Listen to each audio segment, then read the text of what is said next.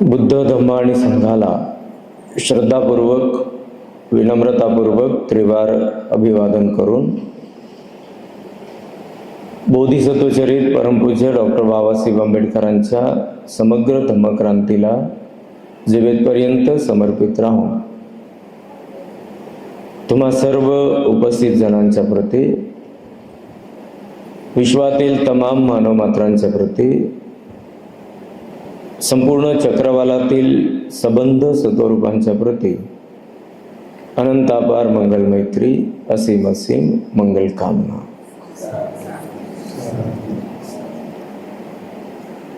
धम्मचक्र प्रवर्तनातील आर्य अष्टांगिक मार्ग आपण जाणून घेण्याचा प्रयत्न करीत आहोत,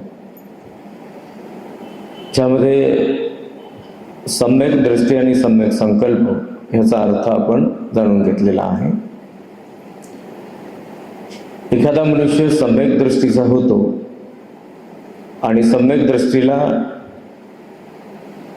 परिपूर्ण होण्यासाठी एखाद्या मनुष्याचे संकल्प सम्यक संकल्प ठरतात, तर असा मनुष्य हा प्रज्ञावंत होतो.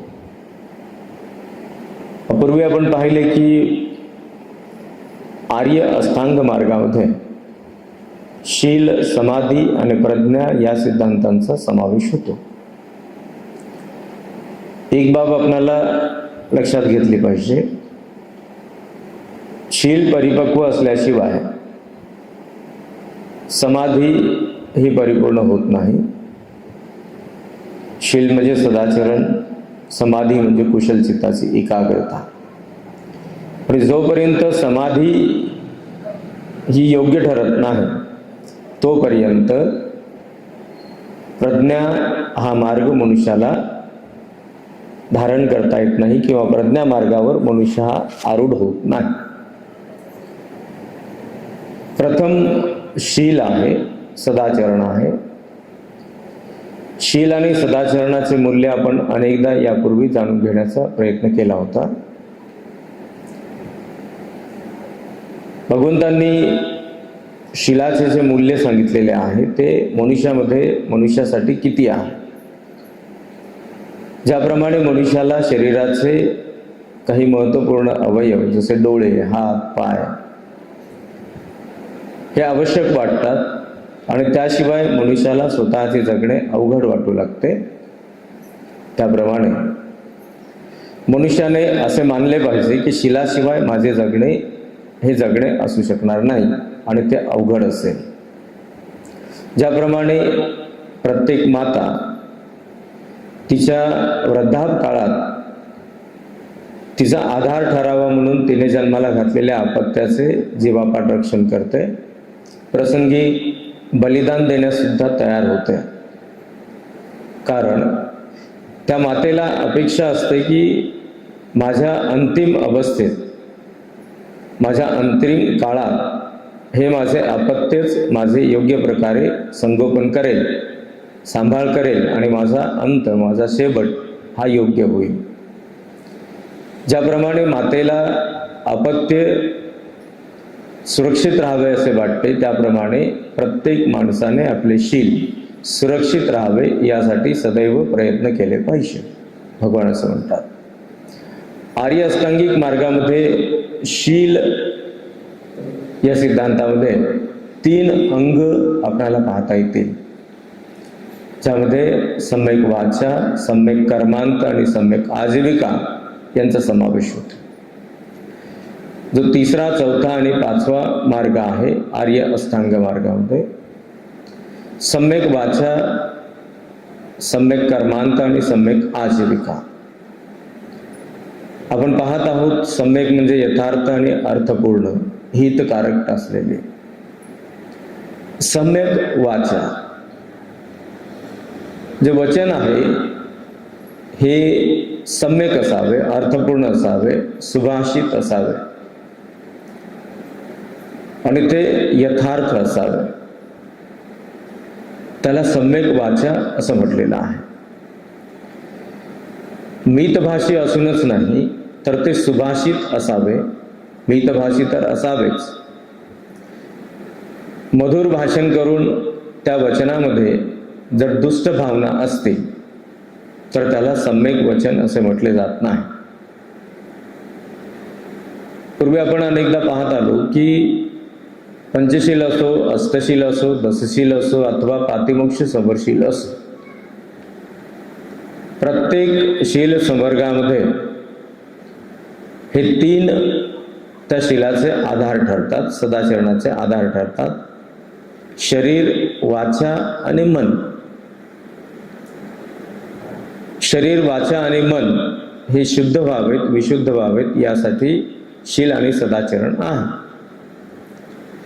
हे जे 3ही अंग आहेत, सम्यक वाचा, सम्यक कर्मांत आणि सम्यक आजीविका, यामध्ये वचन आहे, शारीरिक कर्म आहेत आणि मनातील विचार आहेत, ज्यावर मनुष्याला विशुद्ध होण्यासाठी भावना केली पाहिजे, अभ्यास केला पाहिजे, त्याद्वारे चिंतन मनन केले पाहिजे.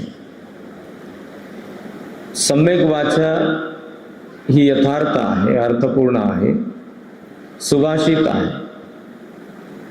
त्याला योग्य वचन असे म्हणावे. मिथ्या वचन, मिथ्या वचन म्हणजे अशुद्ध असलेले, खोटे असलेले, अशुद्ध असलेले, इतरांच्या करिता द्वेषपूर्ण बोललेले वचन, इतरांच्या करिता अहिताचे बोललेले वचन म्हणजे मिथ्या वचन. जे जे काही मिथ्या दृष्टी आहेत, मिथ्या संकल्प आहेत, मिथ्या वचन असतील, मिथ्या कर्मांत असतील, मिथ्या आजीविका असेल, हे सर्व त्या मनुष्यासाठी घातक ठरतातच, परंतु इतरांच्यासाठी सुद्धा ते घातक ठरत असतात. त्या मनुष्यासाठी अहिताचे कारण ठरतातच, परंतु इतरांच्यासाठी सुद्धा ते अहिताचे कारण ठरत असतात. मिथ्या वचन काय आहे हे जर आपल्याला पाहिले तर आपल्याला कळावे की सम्यक वचन काय असले पाहिजे. वाणीचे दोष कोणते? असत्य वचन वाणीचा दोष आहे. निंदा नालस्ती वाणीचा दोष आहे. टिंगलटवाळी वाणीचा दोष आहे. चहाडी चुगली वाणीचा दोष आहे. इतरांबद्दल बदनामीकारक बोलणे हा वाणीचा दोष आहे. अर्वाच्य भाषेत बोलणे हा वाणीचा दोष आहे. शिवीगाळीच्या भाषेत बोलणे हा वाणीचा दोष आहे. आणि कारण नसताना अर्थहीन असलेल्या गोष्टी बोलणे, बोलण्याची आवश्यकता नसताना अर्थ नसलेल्या गोष्टी बोलणे वाणीचा दोष आहे. या सर्व वचनाला मिथ्या वचन असे म्हटले आहे. म्हणजेच आपणाला लक्षात येईल की हे जर मिथ्या वचन आहे तर मग सम्यक वाचा काय आहे, सम्यक वचन काय आहे? सत्य बोलणे सम्यक वचन आहे. कुणाची निंदा नालस्ती करण्यापेक्षा, कुणाची बदनामी करण्यापेक्षा त्यांची प्रशंसा करणे, त्यांच्या योग्य कर्माची प्रशंसा करणे हे सम्यक वचन आहे. कुणाबद्दल बदनामीकारक बोलण्यापेक्षा, कुणाची चुगलखोरी करण्यापेक्षा इतरांच्या बद्दल गौरवशाली वचन बोलणे हे सम्यक वचन आहे. सुभाषित वचन बोलणे, मैत्रीपूर्ण वचन बोलणे हे सम्यक वचन आहे. आणि आवश्यक तेवढेच आणि तेही अर्थपूर्ण वचन बोलणे हे सम्यक वचन आहे. मिथ्या वचनाचे दुष्परिणाम हे त्या मनुष्याला भोगावे लागतातच, पण त्यामुळे त्या मनुष्याच्या कारणाने ते इतरांनाही त्याचे दुष्परिणाम भोगावे लागतात.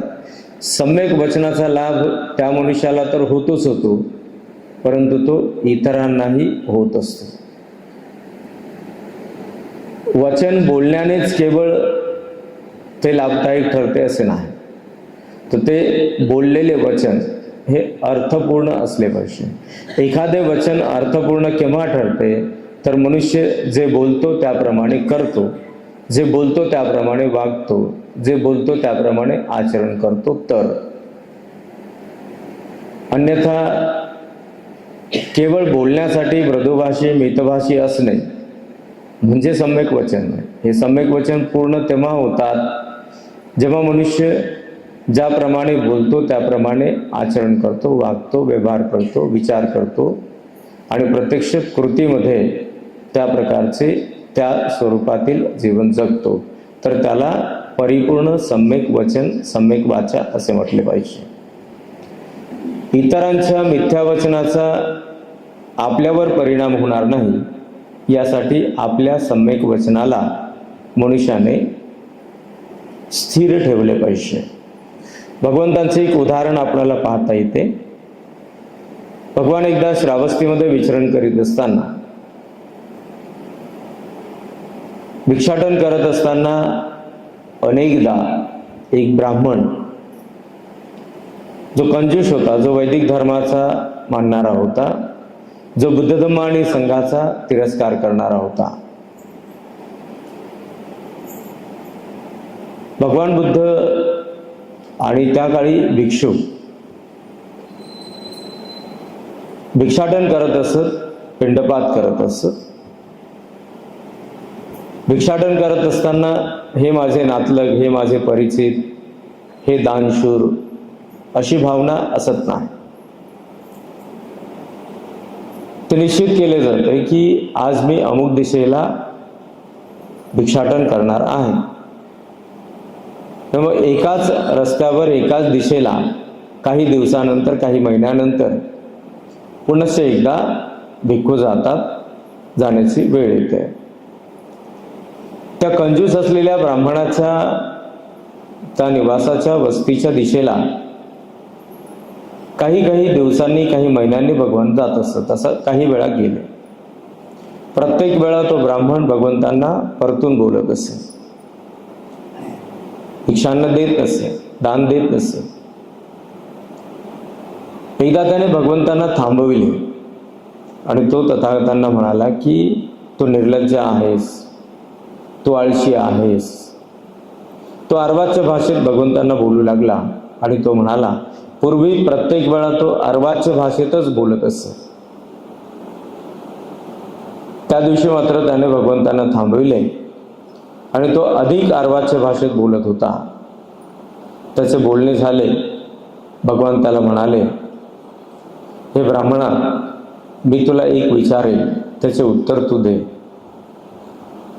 भगवंताने विचारले की तुझ्या घरी कोणी तुझे नातलग येतात का, तुझे मित्र शेजारी येतात का? कारण तो भगवंतांना सतत म्हणू लागला की तो निर्लज्ज आहेस, तू बेशरम आहेस, तू आळशी आहेस, तू विकारडा आहेस. वारंवार मी तुला अशा अर्वाच्य वचनात बोलतो आणि तरी सुद्धा तू पुन्हा पुन्हा माझ्या दरवाजावर उभा राहतोस, म्हणजे तुझ्यासारखा निर्लज्ज तूच आहेस. याप्रमाणे भगवान म्हणाले की हे ब्राह्मणा, तुझे नातलग तुझ्या घरी येतात का, तुझे मित्र तुझ्या घरी येतात का? तो म्हणाला हो. भगवान म्हणाले, तुझे नातलग, तुझे मित्र तुझ्या घरी येत असताना काही मिष्टान्न किंवा काही भेटवस्तू आणतात का? तो म्हणाला हो.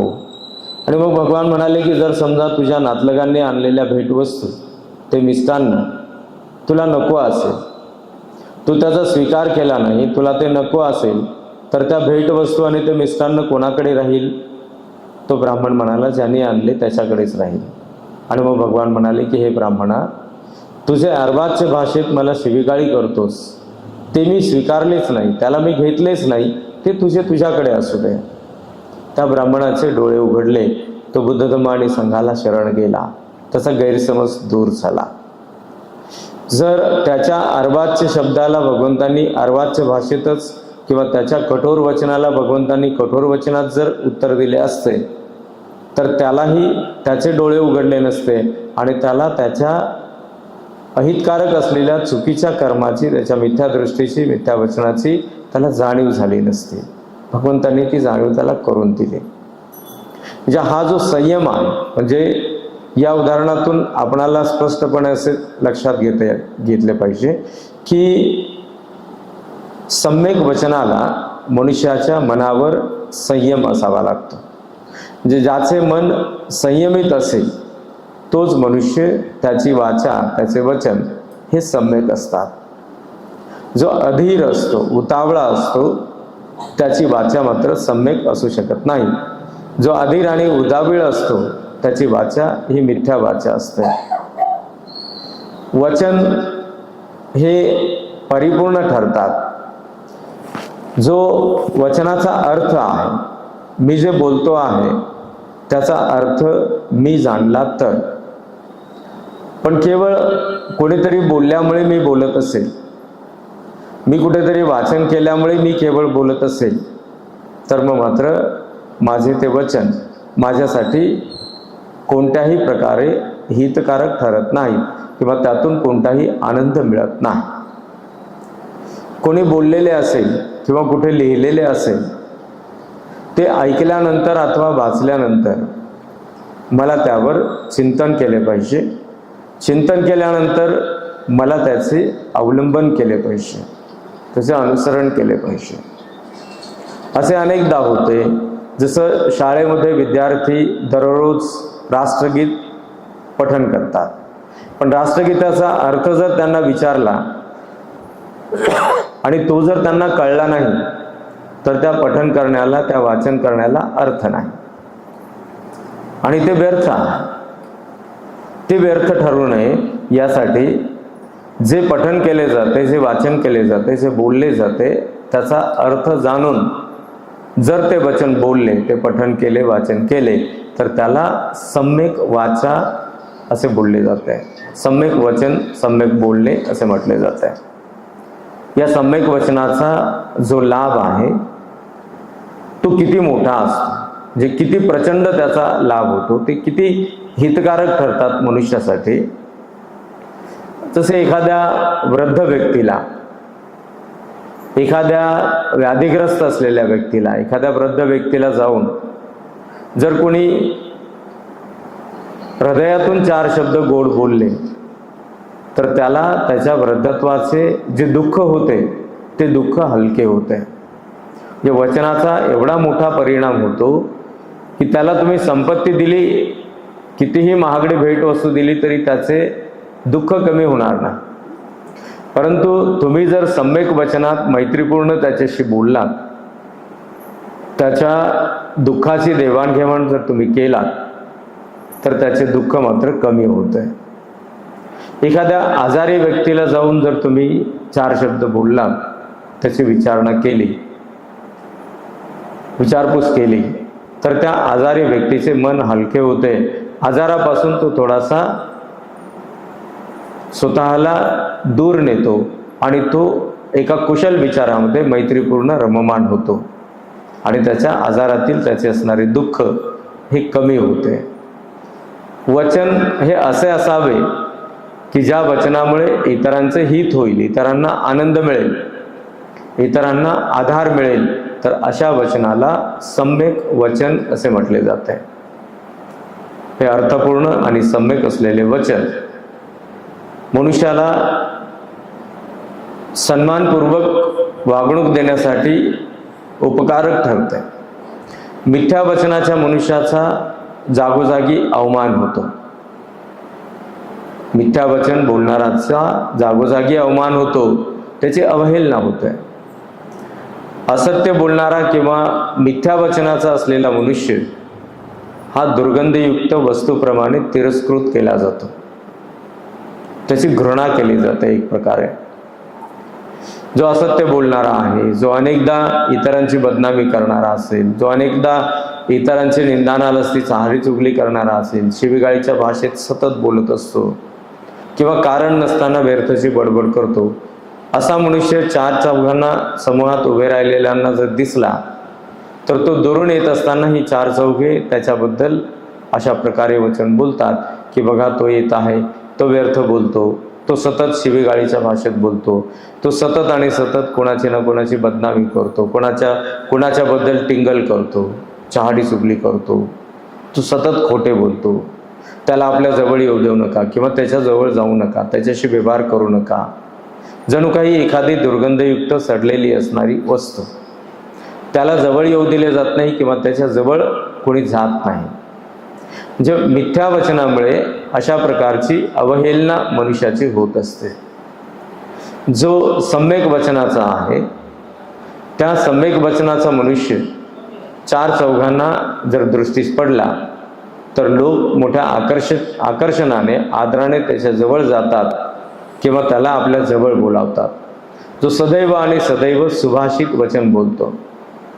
भगवंताने म्हटलेलं आहे की सुभाषित वचन हे विनयपूर्ण जीवन जगण्याचा आधार आहे. विनय म्हणजे शिष्टाचार. विनयोच सुशिक्षितो सुभाषिताचे या वाचा विनयोच सुशिक्षितो. महामंगलाच्या उपदेशात भगवान असं सांगतात की तुम्ही शिष्टाचाराने जगलात तर तुम्हाला सुभाषित वचन बोलता येईल, आणि तुम्ही जर सुभाषित वचन बोलू लागलात तर तुम्हाला शिष्टाचाराने जगता येईल. या दोनही गोष्टी तुम्हाला सन्मानास पात्र ठरविणाऱ्या आहेत. सन्मानास पात्र ठरावे यासाठी सतत मनुष्य धडपडत असतो, सतत धडपडत असतो. कोणी बोलण्यासाठी, कोणी वस्त्र वापरण्यासाठी, कोणी दागदागिने अलंकार वापरण्यासाठी, कोणी घरेदारे वापरण्यासाठी, कोणी गाड्या घोड्या वापरण्यासाठी, अशा वेगवेगळ्या प्रकारच्या कृत्या मनुष्य करतो. आणि मनुष्याला वाटते की यामुळे मला सन्मान मिळेल. मी जर महागडे वस्त्र वापरले तर मला सन्मान मिळेल. मी जर अधिकचे अलंकार आभूषण वापरले तर मला सन्मान मिळेल. मी जर महागड्या गाड्या घोड्यांमध्ये फिरलो तर मला सन्मान मिळेल. मी जर उच्च वस्तीमध्ये उच्च प्रकारचे असे निवास बांधले, महाल बांधला तर मला सन्मान मिळेल. आणि जर हे सर्व करणाऱ्या मनुष्यामध्ये जर वचनच मिथ्या वचन असेल, तो कोणाची फसवणूक करून संपत्ती मिळवून महागडे वस्त्र, दागदागिने, गाड्या घोड्या, बंगले हे सर्व वापरणारा असेल तर त्याला कोणी सन्मान देऊ शकत नाही, देत नाही. म्हणजे भ्रष्टाचारी असणे, मिथ्यावचन बोलणे हे सर्व दुराचरणाचे प्रकार आहेत. मिथ्या आजीविका, मिथ्या कर्मांत, खोटेपणाचे जीवन जगण्याचे, खोटेपणाचे कर्म करण्याचे हे जे परिणाम आहेत हे माणसाला कधी सन्मान देऊ शकत नाही. ज्याप्रमाणे मिथ्या वचनामुळे मनुष्याची अवहेलना होते आणि सम्यक वचनामुळे मनुष्याला सन्मान मिळतो, त्याप्रमाणे सम्यक कर्मांतामुळे मनुष्य हा आनंदित जीवन जगतो आणि मिथ्या कर्मांतामुळे मनुष्याला त्याचे दुष्परिणाम भोगावे लागतात, त्याची शिक्षा भोगावी लागते, त्याचे विपाक, त्याची सुटका होऊ देत नाही. मिथ्या कर्मांत, मिथ्या कर्मांत म्हणजे खोट्या प्रकारचे केलेले कर्म, भ्रष्टाचारासारखे, खोटे बोलून कोणाची फसवणूक केल्यासारखे किंवा एखाद्याच्या अहिताचे वचन बोलण्यासारखे, हे करण्याने मनुष्य जे कर्म करतो ते कर्म हे मिथ्या कर्म ठरतात, खोटे कर्म ठरतात. आणि मिथ्या कर्मांतामुळे कोणीही मनुष्य हा आनंदित जीवन जगू शकत नाही. एखाद्या मनुष्याने मिथ्या कर्मांत म्हणजे खोटे कर्म केले, चुकीचे कर्म केले तर त्याच्या मिथ्या कर्मांतामुळे, चुकीच्या कर्मामुळे इतरांचे अहित होते. बरं, इतरांचेच नव्हे तर त्याचे स्वतःचे सुद्धा अहित होत असते. किती वेळा एखादा मनुष्य चुकीचे कर्म करेल तर किती वेळा करेल, तो